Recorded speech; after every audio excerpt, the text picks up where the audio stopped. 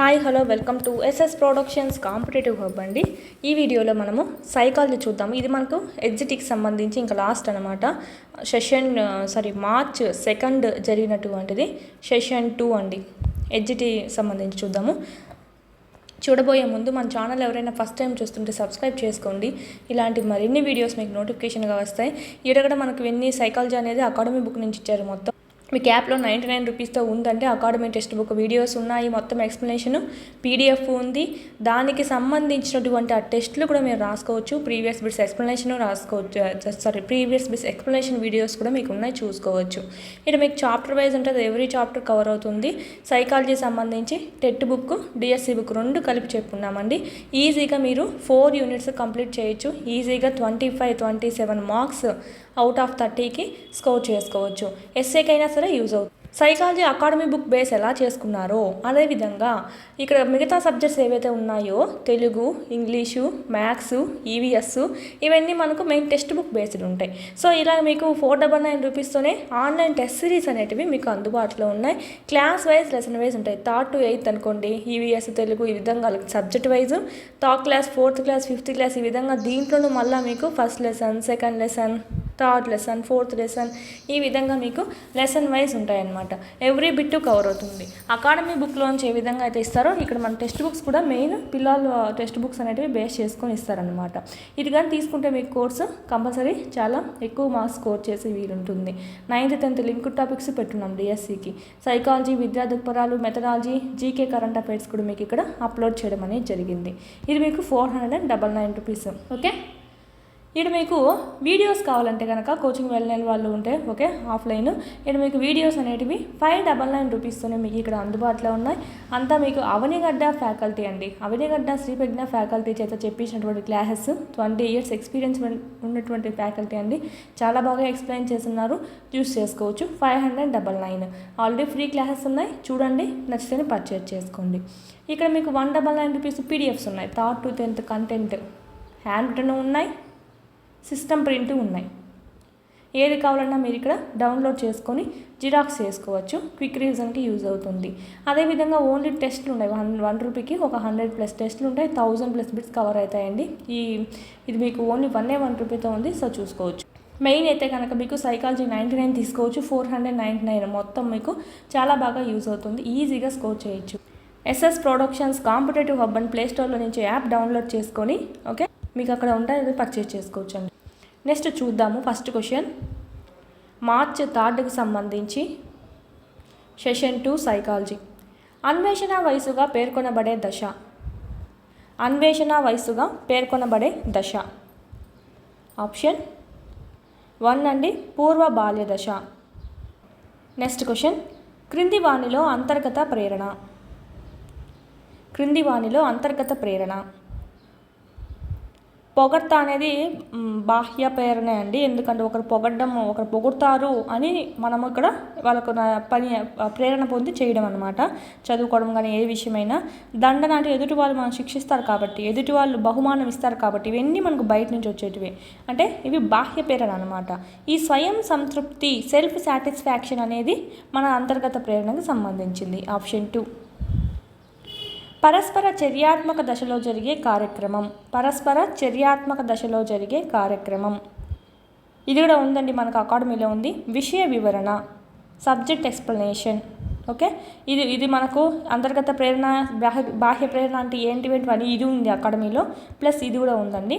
Next question, వ్యాసరూప ప్రశ్నల ద్వారా పరీక్షించే సామర్థ్యం.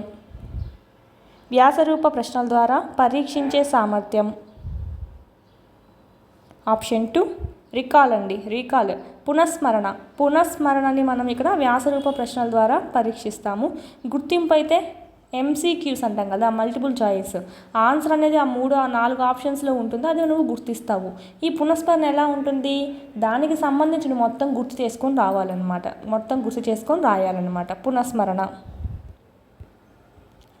భాషా వికాసం మొదట కేరింతలు, ముద్దు పలుకులతో ప్రారంభమై క్రమంగా సంభాషణలకు దారితీయడాన్ని సూచించే వికాస నియమం. ఫస్ట్ ఏమో ఏ పిల్లవాడైనా సరే మొదట కేరింతలు, తర్వాత చిన్న చిన్న ముద్దు పలుకులు పలుకుతాడు, తర్వాత సంభాషణలు చేయగలుగుతాడు. ఇదేంటి మనకు ఒక నమూనా అనేది కనిపిస్తుంది. సో ఇది మనకు దేనికి ఎగ్జాంపుల్? ఆప్షన్ 3. వికాసం ఒక ఖచ్చితమైన నమూనాను అవలంబిస్తుంది. ఓకే, నెక్స్ట్ వైయక్తిక భేదాలు ఉంటాయంటే ఏమని చెప్పుకుంటామంటే ఎగ్జాంపుల్ దీనికి ఒక పిల్లవాడు రాజేష్ అనే పిల్లవాడు 1 ఇయర్కే మాట్లాడగలిగాడు, లేచి నడవగలిగాడు. లేదంటే ఇంకొక పిల్లవాడు 2.5 ఇయర్ 1.5 ఇయర్ అవుతా అన్నాడు, అప్పుడు నడిచాడు. ఇలా మనకి పిల్లవాడికి భేదం కనిపిస్తూ ఉంటుందన్నమాట.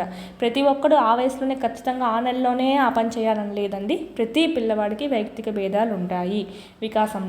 వికాసం అవిచ్ఛిన్నంగా సాగుతుంది. పుట్టినప్పటి నుంచి చనిపోయే వరకు కంటిన్యూస్గా జరుగుతూనే ఉంటుంది.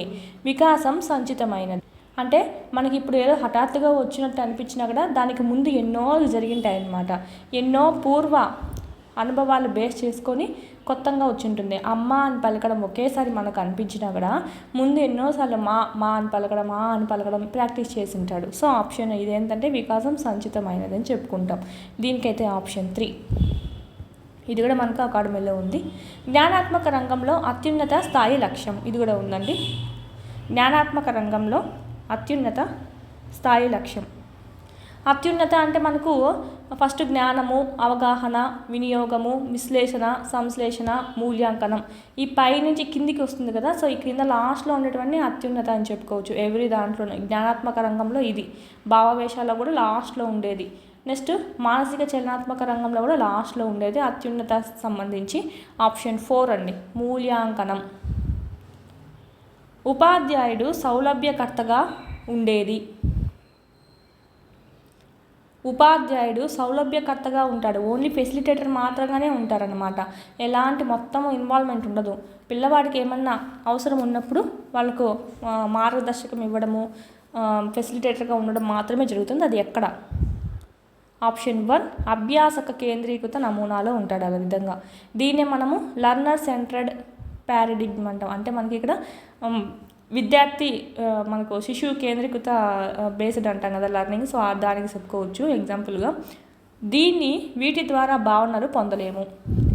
అంటే క్రింద వేటి ద్వారా భావనలు అనేటివి పొందలేము.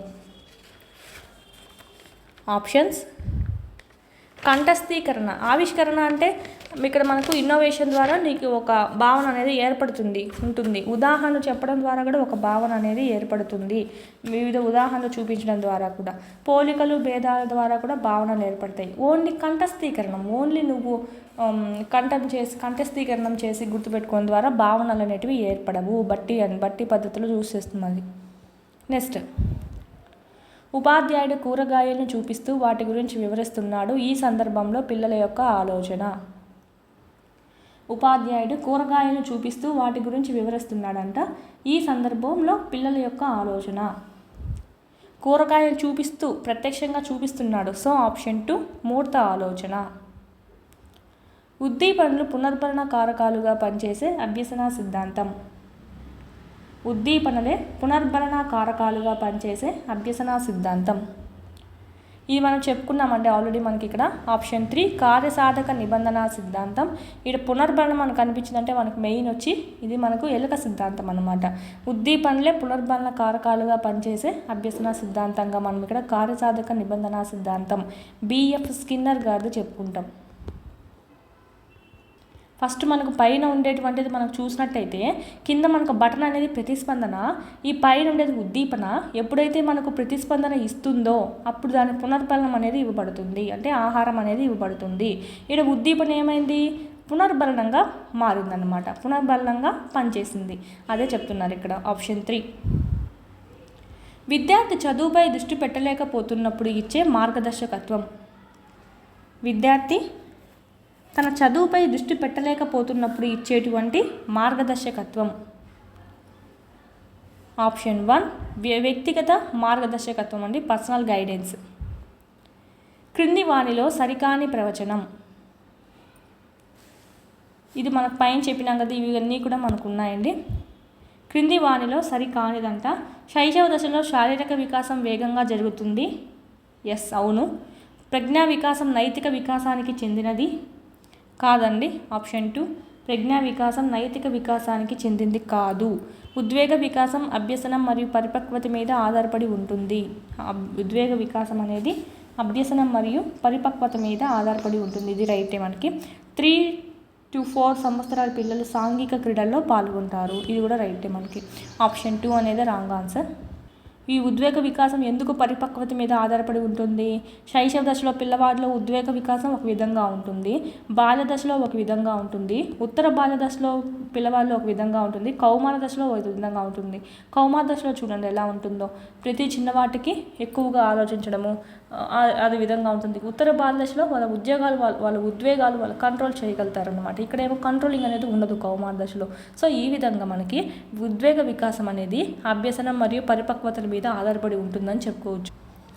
నెక్స్ట్ క్వశ్చన్, వ్యక్తిగత సంబంధాల ప్రజ్ఞ కలిగిన వారు, ఇంటర్పర్సనల్ ఇంటెలిజెన్స్ కలిగిన వారు.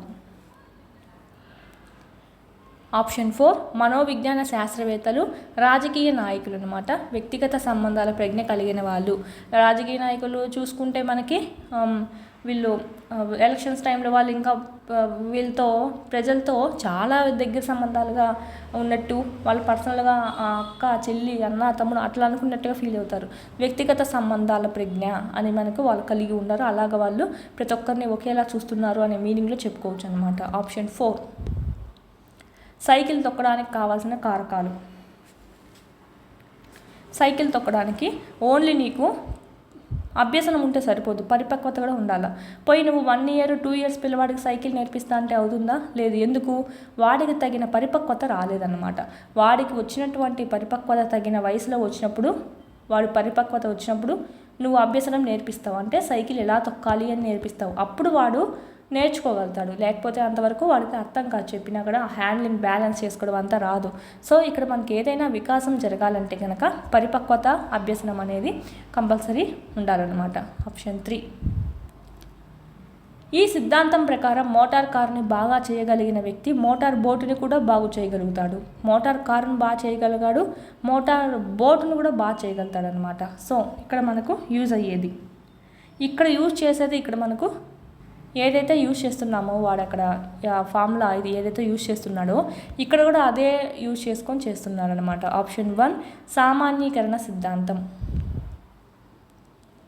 వ్యక్తి యొక్క అవధానాన్ని ఎక్కువ కాలం నిలిపి ఉంచే స్థితి.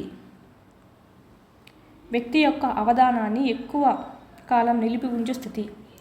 నీకు దేని మీదైనా విషయం పట్ల అభిరుచిగా ఉందంటే, ఇంట్రెస్ట్ ఉందంటే, నువ్వు నేర్చుకునింది, నువ్వు గ్రహించింది ఎక్కువ కాలం నిల్వ ఉంటుందన్నమాట. మంచి అభ్యసన వాతావరణ లక్షణం కానిది. ఆహ్లాదకరమైన భౌతిక సదుపాయాలు ఉండడం మంచిదే కదా. ఉత్తేజకరమైన పరిసరాలు ఉండడం మంచిదే. పిల్లల మధ్య మంచి సాంఘిక సంబంధాలు లేకపోవడం, అలా ఉంటే ఎప్పుడు కొట్టుకుంటూ ఉంటారు. Option 3 wrong. అభ్యసనకు తోడ్పడే వసతులు ఉండాలి. ఆప్షన్ 3 నెగిటివ్లో ఉంది. 3 అండి. ఇది కూడా ఉంది మనకు. ఎన్ఈపీ ప్రకారం విద్యా వ్యవస్థ యొక్క నమూనా ఏమిటి? న్యూ ప్రకారం అండి. ఎన్ఈపీ 2020 5+3+3+4 అండి. పిల్లలు ఈ నైతిక దశలో బేరసారాలు చేస్తారు. ఇక్కడ నువ్వు నాకు అది ఇస్తే నేను ఇది నీకు ఇది ఇస్తా అంటారనమాట. నువ్వు నాకు అది ఇస్తే నేను నీకు ఇది ఇస్తా, నువ్వు నాకు ఆ బొమ్మ ఇస్తే నేను నీకు ఇది ఇస్తా. సహజ సంతోష సహకార సంతోష నేపథ్య నీతి కోల్బర్గ్ ప్రకారం ఇక్కడ ఏది అని కనుక్కోవాలి. ఆప్షన్ 3 అండి. ఇక్కడ మనకు బేరసారాలు కనిపిస్తాయి. పఠన సంబంధ వైకల్యం.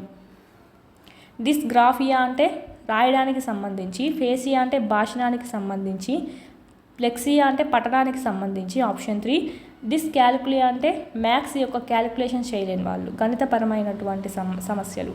ఆప్షన్ 3 అండి, పఠన సంబంధ వైకల్యం. ఇది కూడా ఉంది. ఐసీటీ మాధ్యమంగా జరిగే బోధన అభ్యసన దీన్ని ప్రోత్సహించదు. ఐసీటీ మాధ్యమంగా జరిగే బోధన అభ్యసన దీన్ని ప్రోత్సహించడు. లెర్నింగ్ బై డూయింగ్ని ప్రోత్సహిస్తుంది. విమర్శనాత్మక ఆలోచన కలిగి ఉండడాన్ని ప్రోత్సహిస్తుంది. ప్యాసివ్ లెర్నింగ్ కాదు, యాక్టివ్ లెర్నింగ్లో ఉండాలి, దాన్ని ప్రోత్సహిస్తుంది. ఇక్కడ ప్యాసివ్ ఇచ్చారు. Option 3 wrong. పరిశోధన మూల్యాంకన నైపుణ్యాలు ఉండాలి. ఎస్, ఆప్షన్ 3 రాంగ్ ఆన్సర్ అండి. విద్యలో భాగస్వామ్య అభ్యసనానికి పత్రాల మార్పిడికి ప్రముఖంగా ఉపయోగించే వేదిక. విద్యలో భాగస్వామ్య అభ్యసనానికి పత్రాల మార్పిడికి ప్రముఖంగా ఉపయోగించే వేదిక. భాగస్వామ్య అభ్యసనానికి పత్రాల మార్పిడికి గూగుల్ క్లాస్ రూమ్. ఆప్షన్ 2. వ్యక్తిలోని ప్రేరకం తృప్తి చెందకపోవడం అనే స్థితి. వ్యక్తిలోని ప్రేరకం తృప్తి చెందకపోవడం అనే స్థితి. ఆప్షన్ 3 ఆప్షన్ 4 ఫ్రస్ట్రేషన్ అనేది వస్తుందన్నమాట, కుంటడం. ఆర్టీఈ చట్టం 2009 యొక్క ప్రధాన లక్ష్యం విద్యార్థులకు ఉచిత పాఠ్యపుస్తకాలు మాత్రమే అందించడమా? కాదండి, పిల్లలకి ఉచిత నిర్బంధ విద్యను అందించడం. మనం వింటూనే ఉన్నాము. ఆప్షన్ 2. ఫిలిప్ ఏలీస్ ప్రకారం బాల్యం అనేది. ఫిలిప్ ఏలీస్ ప్రకారం బాల్యం అనేది సమాజంచే ఏర్పాటు చేయబడినది అని చెప్తాడు ఆయన. బాల్యం అనేది